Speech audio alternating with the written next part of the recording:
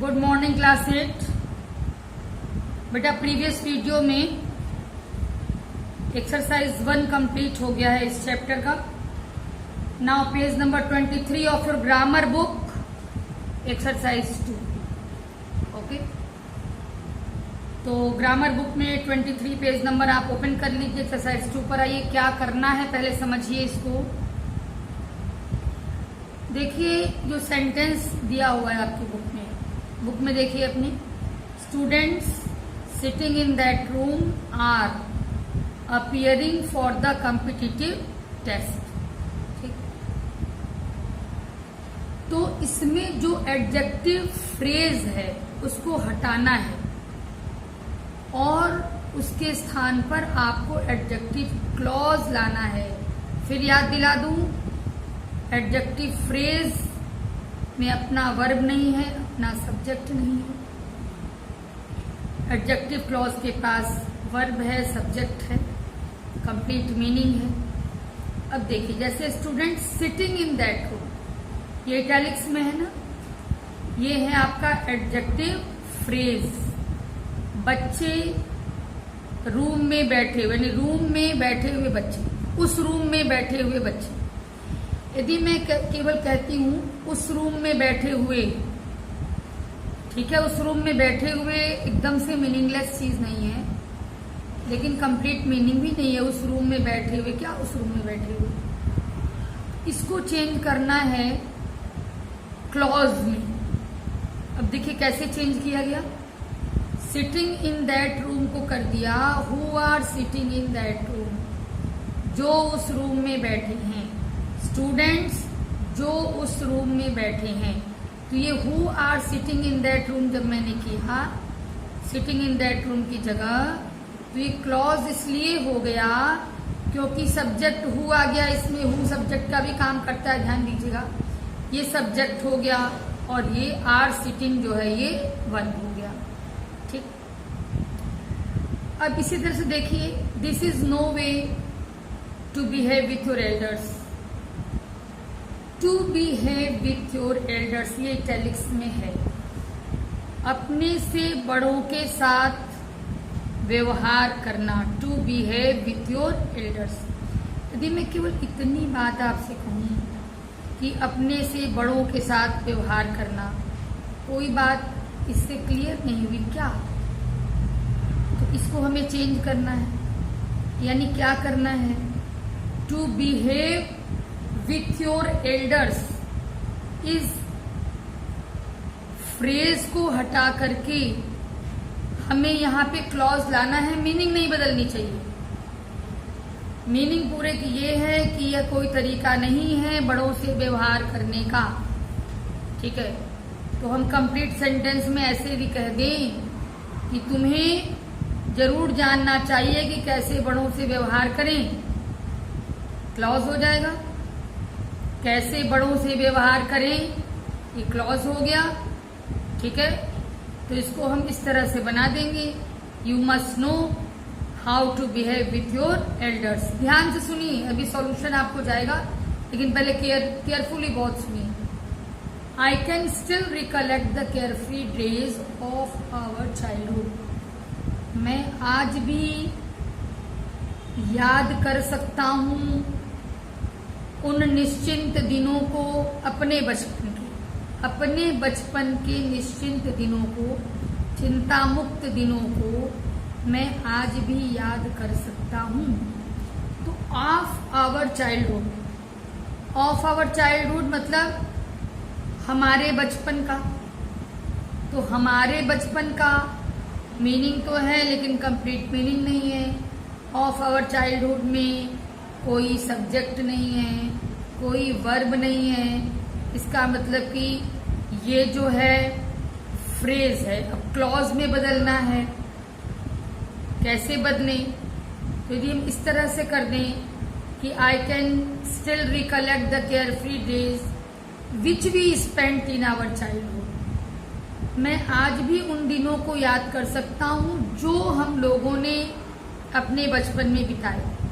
तो जो हम लोगों ने अपने बचपन में बिताए, देखिए कंप्लीट है ये, जो हम लोगों ने अपने बचपन में बिताए, ये कंप्लीट सेंटेंस है, ठीक है। और जो किसके लिए आया है, डेज के लिए आया है, केयरफ्री डेज के लिए आया है। इस तरह से हम लोगों को फ्रेज को हटाना है, उसकी जगह क्लॉज को लगाना है और मीनिंग वही होनी चाहिए। अब आगे देखो, we were surprised by the strange sound. हम लोग आश्चर्यचकित थे उस विचित्र आवाज से, coming from the kitchen, kitchen से आने वाली, किचन से आने वाली विचित्र आवाज से हम लोग चकित थे। फ्रेज क्या है, किचन से आने वाली, मीनिंगफुल ग्रुप ऑफ वर्ड है, किचन से आने वाली, लेकिन तो कंप्लीट सेंस नहीं है, अपना वर्ब नहीं है, अपना सब्जेक्ट नहीं है। तो देखिए इसको यदि हम ऐसे कर दें कि we were surprised by the strange sound that was coming from the kitchen, जो किचन से आ रही थी, उस आवाज से हम लोग आश्चर्यचकित थे जो किचन से आ रही थी। That was coming from the kitchen. अब देखिए दैट सब्जेक्ट हो गया, वॉज कमिंग जो है ये आपका वर्ब हो गया, तो that was coming from the kitchen ये क्लॉज बन गया, जो फ्रेज था उसका हमने क्लॉज बना दिया। यही करना है आपको। एक और देखिए, the soldiers of our country fought in the war in a brave manner. हमारे देश के सिपाही युद्ध में लड़े बड़े ही साहसिक तरीके से। इन अ ब्रेव मैनर, साहसिक तरीके से, तो साहसिक तरीके से ठीक है, मीनिंगफुल है, लेकिन कंप्लीट मीनिंग नहीं है, अपना सब्जेक्ट नहीं है, अपना वर्ब नहीं है। इसका मतलब कि ये फ्रेज है, हमें इसको क्लॉज में चेंज करना है। तो देखिए क्या करते हैं, the soldiers of our country fought in the war as if they were brave. यानी वो लोग इस तरह से उन लोगों ने युद्ध किया मानो कि वो बहुत बहादुर हों। तो as if they were brave, देखिए इसमें दे सब्जेक्ट आ गया, वर्ब जो है वर्ब आ गया, इसका मतलब कि ये एडजेक्टिव क्लॉज हो गया, ठीक है। तो इस तरीके से बेटा थोड़ा सा दिमाग लगाना पड़ेगा। Food to be consumed should be washed properly. भोजन जो हमें खाना है, यूज करना है, इसकी खपत करनी है, कंज्यूम करना है, उसे अच्छे ढंग से धोना चाहिए, ठीक है। तो यदि हम टू बी कंज्यूम्ड केवल कहते हैं तो टू बी कंज्यूम्ड में क्या है, ना तो सब्जेक्ट है और ना तो फिर इसमें वर्ब है, सब्जेक्ट तो एकदम गायब है। तो वर्ब आप कहेंगे ये है, लेकिन फाइनाइट वर्ब नहीं है। वर्ब में भी बेटा फाइनाइट वर्ब होना चाहिए ना, ये बात होती है। तो अब कैसे क्लॉज बनाएं, तो food which is to be consumed, ठीक, विच सब्जेक्ट के लिए आ गया, इज जो है वो वर्ब हो गया, मीनिंग भी वही रहेगी। वह भोजन जो हमें करना है, जो हमें खाना है, वो प्रॉपरली वॉश होना चाहिए। All glittering things are not gold, all that glitters is not gold. तो बिल्कुल फेमस सेंटेंस है, आपको आना ही चाहिए। अ मैन वर्किंग हार्ड, देखिए वर्किंग हार्ड यानी परिश्रम करने वाला। तो केवल हम कहें परिश्रम करने वाला तो इससे क्या समझ में आ रहा है, कुछ भी समझ में नहीं आ रहा है, ठीक है। तो क्या होना चाहिए, a man who is working hard, यानी कुछ भी नहीं समझ में आ रहा था, कहने का मतलब अपना वर्ब अपना सब्जेक्ट नहीं था, मीनिंग क्लियर नहीं थी। जब हु इज लगा दिए तो सब्जेक्ट भी मिल गया, वर्ब भी मिल गया, मीनिंग भी वही मिल गई, ठीक है। इस तरह से बेटा आगे आइए, people living in villages lead a very hard life. तो लिविंग इन विलेजेस, गांव में रहने वाले, मीनिंगफुल है लेकिन कंप्लीट सेंस नहीं है। कह सकते हैं people who live in villages, ठीक है, lead a very hard life, इस तरीके से। तो मैं सॉल्यूशन बाकी का भी दे रही हूँ आपको। आप बहुत ही सफाई से करिएगा काम को, और कॉपी में आपको करना है। कैसे करना है वो मैं आपको फोटो दे रही हूँ। ये भी बच्चे की ही कॉपी है, बहुत ही नीट एंड क्लीन। देखिए आप भी करिएगा उसी तरीके से, ठीक है। फिर हम चलिए इसका सॉल्यूशन हम भेजते हैं, फिर तब तक हम आगे चलते हैं पहले, ठीक है। तो एडवर्ब क्लॉज समझिए, सॉल्यूशन पूरा इकट्ठे जाएगा, आप केवल समझिए अभी। एडवर्ब क्लॉज में क्या है देखिए, जैसे एडजेक्टिव क्लॉज में था कि जो क्लॉज एडजेक्टिव का काम करे एडजेक्टिव क्लॉज, ऐसे ही जो क्लॉज एडवर्ब का काम करे वो एडवर्ब क्लॉज। बेटा ये भी फिर से जान लो, हालांकि 8th के स्टूडेंट हो, बार बार बताया जाता है। अब जैसे हमने कहा कि जो क्लॉज एडवर्ब का काम करे, हो सकता है तुम्हें भूल गया हो कि एडवर्ब क्या काम करता है। एडवर्ब या तो किसी दूसरे एडवर्ब को क्वालिफाई करता है, या एडजेक्टिव को क्वालिफाई करता है, या वर्ब को क्वालिफाई करता है। एडवर्ब इन तीनों चीजों की विशेषता बताता है या इन तीनों चीजों को क्वालिफाई करता है। तो यदि कोई ऐसा क्लॉज है जो इन तीनों में से किसी की भी विशेषता बता रहा है, विशेषता को बता रहा है, नहीं क्वालिफाई कर रहा है, तो यानी कि वो एडवर्ब क्लॉज है, ठीक है। तो चलिए देखते हैं, बहुत इजी आप लीजिए। देखिए आप इस एग्जाम्पल को लीजिए, द ट्रेन अराइव्ड, ट्रेन पहुंची, when the signal was down, जब सिग्नल डाउन था, ठीक है। पहुंचना वर्ब होता है, और कब पहुंची ये पता चल रहा है। वर्ब की विशेषता ये बता रहा है, इसलिए ये हो गया क्या, इसलिए ये हो गया एडवर्ब क्लॉज, ठीक है।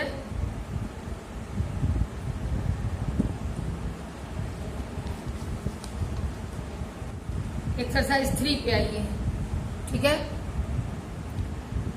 एक्सरसाइज 3 में देखिए क्या करना है, मैं बताऊं। एडवर्ब फ्रेज को हटाना है, एडवर्ब क्लॉज लाना है। जैसे इसके पहले आपने एडजेक्टिव फ्रेज को हटाया था, एडजेक्टिव क्लॉज लाए थे, वैसे ही यहां पर एडवर्ब फ्रेज को हटाना है और एडवर्ब क्लॉज लाना है, ठीक है। जैसे एक एग्जाम्पल उन्होंने दे रखा है आपके लिए, they fought in a heroic manner, वे लड़े, कैसे लड़े, वीरता से लड़े, एक नायक की भांति लड़े। तो लड़ने की विशेषता बता रहा है ये, लड़ना वर्ब है, फॉट वर्ब है, फॉट की विशेषता इसने बताई, तो ये एडवर्ब फ्रेज है। अब इसको बनाना है adverb clause, they fought as if they were heroes, वे ऐसे लड़े मानो वो नायक हूं। देखिए वर्ब आ गया, सॉरी सब्जेक्ट आ गया दे, वर्ब आ गया वर्ब, यानी ये क्या क्लॉज। इधर आइए, इन spite of being very rich, बहुत अमीर होने के बावजूद भी, ही इज नॉट प्राउड, वह घमंडी नहीं है, ठीक है। तो ये इन spite of being very rich, बहुत अमीर होने के बावजूद भी, केवल हम इतना तुमसे बोलें, बहुत अमीर होने के बावजूद भी, मीनिंगफुल तो है लेकिन कंप्लीट सेंटेंस, कंप्लीट सेंस नहीं है। दैट मीन्स ये फ्रेज है। अब इसकी जगह क्लॉज लगाना है तो कैसे लगाएं, दो ही इज वेरी रिच, यद्यपि वह बहुत अमीर है, ऐसे हो गया ना, क्लॉज हो गया। सब्जेक्ट आ गया, वर्ब आ गया, ही subject is verb, though he is very rich yet he is not proud. अब आगे है एट सनसेट, सूर्यास्त होने पर, the birds return to their nest, पक्षी अपने घोंसलों में लौट जाते हैं। तो सूर्यास्त होने पर अपने आप में मीनिंग तो है, लेकिन वही बात है, नो कंप्लीट मीनिंग, यानी न तो वर्ब है और न तो सब्जेक्ट। कैसे बना दी इसी चीज को? When the sun sets, सन अलग हो गया, सेट्स अलग हो गया। जब सूरज डूबता है, when the sun sets, ये कंप्लीट हो गया। सन तुम्हारा हो गया सब्जेक्ट, सेट्स हो गया वर्ब। ठीक है। He could not attend the meeting because of his illness, अपनी बीमारी के कारण वह मीटिंग नहीं अटेंड कर सका। तो बिकॉज ऑफ हिज सिकनेस ही हम लेते हैं, अपनी बीमारी के कारण, अपनी बीमारी के कारण, ठीक है बात आ रही समझ में, लेकिन कंप्लीट मीनिंग। तो इसको भी ऐसे बना दिए कि वह मीटिंग नहीं अटेंड कर सका क्योंकि वह बीमार था।